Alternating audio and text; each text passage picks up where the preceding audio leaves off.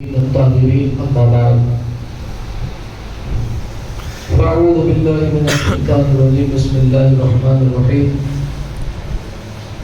ولا تقولوا لمن يقتل في سبيل الله أموات بل أحياء ولكن لا تشعرون صدق الله العظيم.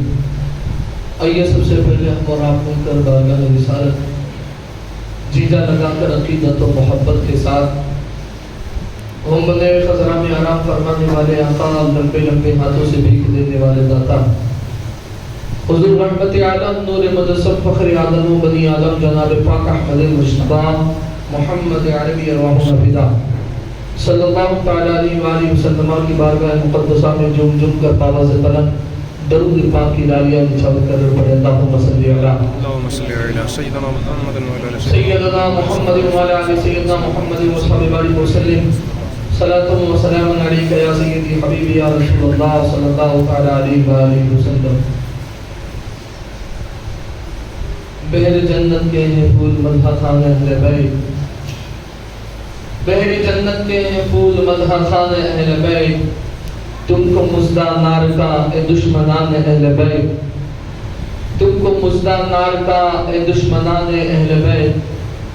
اہل بیت پاک سے گستاخیاں بے باکیاں، اہل بیت پاک سے گستاخیاں بے باکیاں، لعنت اللہ علیکم اے دشمنان اہل بیت، لعنت اللہ علیکم اے دشمنان اہل بیت. عزیزان ملت اسلامیہ،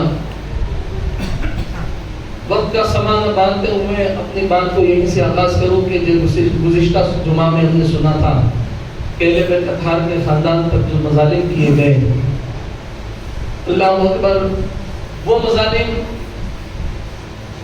صرف کربلا کے میدان تک محدود نہ رہے.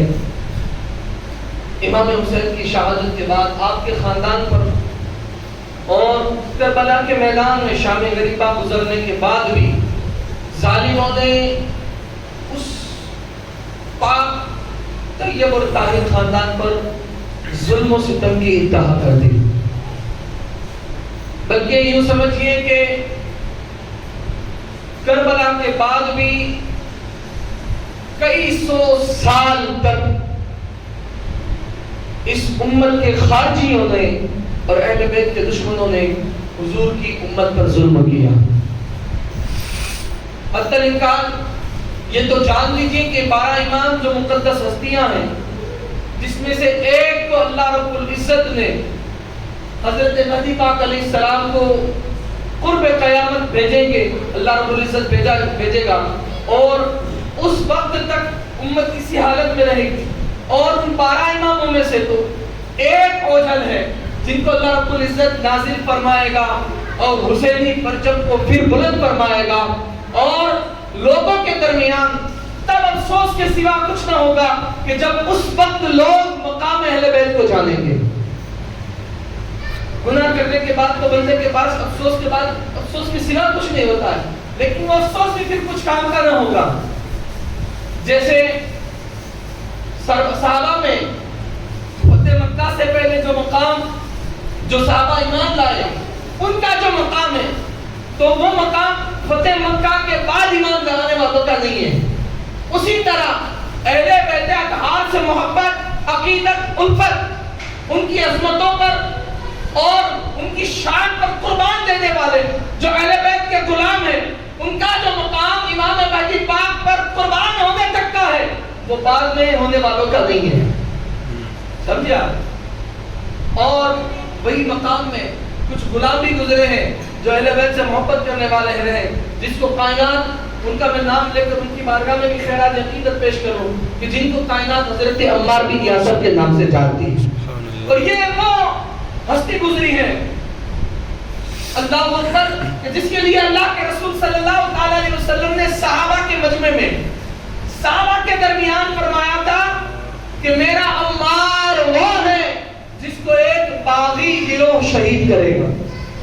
اور یہ عمار بن یاسر اور کربلا سے پہلے بھی سرکار دو عالم صلی اللہ علیہ وسلم کے زمانے میں سب سے خطرناک، مطلب جن کو دہلا دینے والی شہادت ہے تو وہ حضرت یاسر اور ان کی زوجہ کی حضرت عمار کے والدین. تو ہوتا بھی وہی ہے کہ جو کردار اپنے بڑے نبھاتے ہیں وہی کردار پھر آنے والی نسلیں ادا کرتی ہیں. بے شک. جیسے کسی نے کہا ہے نا کہ انہی کو دشمنی ہے محمد کی آل سے. کسی کہنے والے نے بہت خوب جملے کہہ دیے اسی میں کہ انہی کو دشمنی ہے محمد کی آل سے کہ جن کے بڑے کٹے ہیں ذوالفقار سے. بے شک. اور کربلا کے میدان کے بعد سب وہی تو تھا میں میدان کربلا میں اور بعد میں امام حسین سے دشمنی کیا تھی؟ مولا علی سے دشمنی کیا تھی؟ بس وجہ یہ تھی عزیزان من، وجہ یہ تھی کہ حیدر کی ذوالفقار ہمیشہ حق کے لیے چلی ہے، اللہ اور اس کے رسول کی رضا کے لیے چلی ہے. کبھی اس تلوار نے یا اس قوت پروردگار کے بازوؤں نے کبھی یہ نہیں دیکھا کہ یہ کون سا رشتہ لگتا ہے، یہاں کون سا ناطہ جڑتا ہے، یہ کہاں پر جا کے ہمارا رشتہ دار ہوتا ہے، یہ کہاں پر جا کر ہمارا پڑوسی ہوتا ہے. نہیں، ہمیشہ امت کو پیغام دینے کے لیے اور اس واحد ذات نے یہ مظاہرہ فرمایا اور امت کو یہ دکھایا کہ میرا رشتہ اگر کسی سے ہے تو وہ ایمان کا رشتہ ہے، اور اگر میری کسی سے دشمنی ہے تو وہ بے ایمان سے دشمنی ہے. یعنی وہاں پر انہوں نے رشتہ داری نہیں نبھائی، امت کو پیغام دیا کہ اگر باپ بھی یزید کے گروہ میں ہو اور بیٹا ایمان والا ہے تو وہ یہ بھول جائے اس وقت کہ یہ میرا باپ ہے، بلکہ ایمان کا رشتہ نبھائے. وہاں پر یہ نہ دیکھے کہ میرا باپ ہے بلکہ اس کو قتل کرنے کی ضرورت کیا ہے. جیسے ایک جنگ میں ہوا بھی ہے کہ غالباً ابو بکر صدیق رضی اللہ تعالیٰ عنہ کے دور کہ جب باپ بیٹے کا مقابلہ ہوا اور کہا کہ سامنے تھے، کہا کہ اگر تو میرا باپ نہ ہوتا تو نہ چھوڑتا. تو اس وقت یہ کہا تھا کہ تو بھلے ہی میرا بیٹا ہے لیکن اگر تو میری گرفت میں ہوتا تو خدا کی قسم میں تجھے قتل کر دے گا. کیونکہ وہاں پر ان لوگوں نے یہ ظاہری، یہ دنیاوی، یہ دھوکے باز رشتوں کو نہیں نبھایا، انہوں نے ایمان کے رشتے کو دیکھا ہے. اور آج ہم نے اس ایمان کی لکیر کو چھوڑ دی، دنیا کی لکیروں کو تھامے رکھا ہے، دنیا کی محبتوں کو تھامے رکھا ہے، دنیا کے رشتوں کو بڑا جواز دے رکھا ہے. وجہ یہی ہے کہ ہمارا ایمان کھوکھلا ہو گیا ہے. آج حقانیت کے لیے، سچائی کے لیے، دین کے لیے، دین خدا کے لیے، رسول کے لیے، آل رسول کے لیے ہم نے بولنے کی وجوہت اور قوت نہ رہی. وجہ کیا؟ یہ میرا رشتہ دار ہے. وہاں پر ہم نے ایمان کے ہاتھ دھو دیے. تو میں عرض کر رہا تھا کہ وہ ہمارا حضرت عمار بن یاسر گزرے کہ جن کی شہادت اسی ماہ میں قبل کل یا پرسوں میں ہوئی تھی سفر میں، اور یہ مہینہ پھر ماہ حسن ہے، امام حسن کا مہینہ ہے، کیونکہ اسی مہینے کی 28 تاریخ کو امام حسین جس کو کائنات اپنا امام مانتی ہے اس حسین پاک کے امام کو شہید کیا گیا، ان کا یوم شہادت. ان کے ساتھ کیا ہوا دیکھیں آپ، 12 امام مولا علی کو اسی امت کے بدبخت نے سازشوں کے تحت شہید کروایا تلوار سے. ان کے بیٹے دوسرے امام حسن، مولا علی پہلے امام، دوسرے امام حسن، ان کو بھی اس امت کے خارجیوں نے شہید کروایا زہر دے کر. تیسرے امام حسین علی جدی علیہ السلام، جن کی شہادت آپ کو بتانے کی ضرورت نہیں، آپ سنتے ہو، ان کو بھی شہید کیا گیا. ان کے صاحبزادے اور چوتھے امام زین العابدین، ان کو بھی شہید کروایا گیا. ان کے بیٹے امام محمد باقر، ان کو بھی زہر دے کر شہید کیا گیا. ان کے بیٹے امام جعفر صادق، ان کو بھی زہر دے کر شہید کروایا. امام موسیٰ کاظم، امام علی رضا، امام محمد تقی، امام علی نقی، امام حسن عسکری، یہ 11 امام حسن عسکری. آپ کے بعد امام مہدی کو رب نے باقی رکھا ہے. ان 11 اماموں میں سے 2 امام کو اس امت کے خارجیوں نے، بدبختوں نے، لعینوں نے تلوار سے، خنجر سے شہید کیا. اور 9 اماموں کو، یہ ائمہ اہل بیت ہیں، ان میں سے 9 اماموں کو اسی امت کے لوگوں نے یہی کلمہ پڑھنے والوں میں لا الہ الا اللہ محمد رسول اللہ پڑھ کر ایمان، مصلی، منبر، نمازی ہونے کا دعویٰ کرنے والوں نے ان 9 اماموں کو زہر دے کر شہید. کل 12 اماموں میں سے 11 اماموں کو شہید کیا. آخر میں امام مہدی پاک آئیں گے, تب رنگ ہوگا وہ دیکھا جائے. دیکھیے فہرست پوری کربلا کے بعد امام حسین کربلا میں شہید ہو گئے, بعد کے جتنے امام ہیں وہ کربلا کے بعد شہید ہوئے. پھر یہ تو صرف میں نے ائمہ اہل بیت کے نام بتایا کہ جن کو شہید کیا گیا.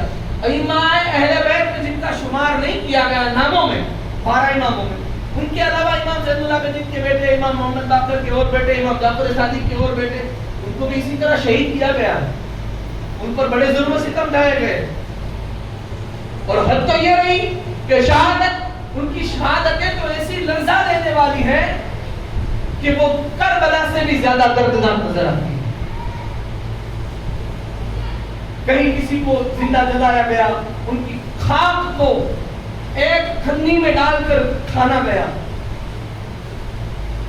تو کہیں کہیں کسی عاشق کو, کہیں کسی غلام کو کسی سرحدوں پر اونٹ کی اوجڑی یا چمڑوں میں ڈال کر زندہ جلایا گیا. عزیزان من, میں آپ کو یہاں یہ بھی بتا دوں کہ وہ شہید کرنے والے, شہید ہونے والے وہی پہلے بیت تھے, پر شہید کرنے والوں میں کوئی پنڈت نہیں ہے, کوئی بت کی پوجا کرنے والا نہیں ہے, کوئی عیسائی نہیں ہے, کوئی یہودی نہیں ہے. وہ سب اپنے آپ کو مسلمان کہنے والے اور رسول اللہ کا کلمہ پڑھنے والے. یہ ایک حقانیت کی داستان ہے اور یہ ایک سچائی ہے. اسی لیے کہا جاتا ہے کہ نمازی کو یہ ضرورت پڑے گی, حاجی کو یہ ضرورت پڑے گی, وقت کے قاضی کو یہ ضرورت پڑے گی, ہر ایک عمل کرنے والے کو یہ ضرورت پڑے گی, یا ہو سکتا ہے ضرورت پڑا ہے کہ وہ ثابت کرے میں حسینی ہوں. لیکن کسی حسینی کو آپ دیکھ لینا, اسے کہیں کسی جگہ کسی بھی سچویشن میں اللہ ایسا وقت نہیں آنے دیتا کہ اسے ثابت کرنا پڑے میں حسینی ہوں تو نمازی ہوں. کیونکہ حسینی وہی ہوتا ہے جس کا ہر ایک کردار نیک راہ کے ساتھ اہل بیت کی محبت میں فنائیت ہو, وہی تو کردار ہوتا ہے. اور محبت اہل بیت میں فنائیت جا رہی ہے. جن کو یہ محبت نصیب نہیں ہے, جن کو یہ محبت نصیب نہیں ہے, پھر اس کا تو نماز, روزہ, حج و زکات سب کرنے کے باوجود ان عملوں سے کوئی فائدہ نہیں. وجہ کیا؟